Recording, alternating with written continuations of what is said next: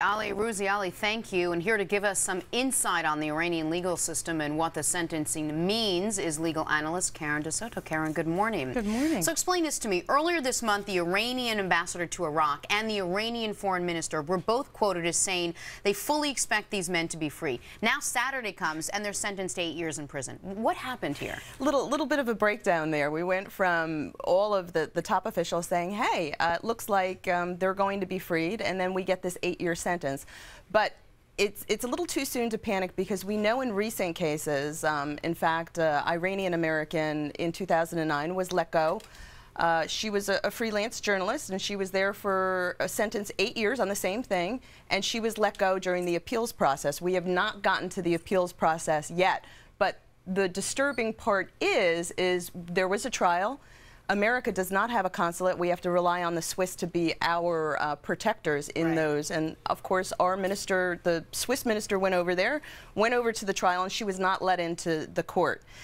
Some more disturbing reports is that the attorney for the defendants was not allowed to talk to them. Right, and he was hopeful that prior to the trial that he would get an hour or two to speak to them. That's a pretty huge red flag there. And that must have really hurt their case also, when you don't even have any communication with your attorney the whole time that you're in prison. Well, of course, you know, Americans would say that the fix is in, but the problem is that it's very difficult for the families to speak out, because nobody wants to be disrespectful.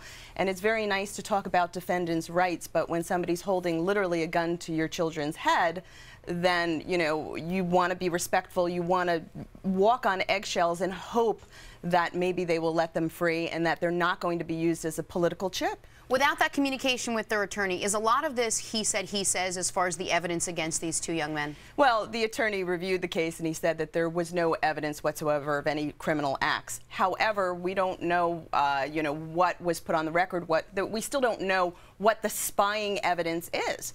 So, of course, the families are saying, most experts are saying that this is really just they're being used as a political chip, and therefore they're going to be used nuclear arms and as some type of bargaining chip for talks and Iraqi soldiers and Iran soldiers and the treatment of the soldiers. So this is just a whole political agenda at this point. Lots to come in the coming days and weeks. Karen DeSoto, thank you so much for your insight as always. Craig Melvin is at the news desk with more of today's top stories. Good morning. Prosecutor Karen. Jenna, good morning.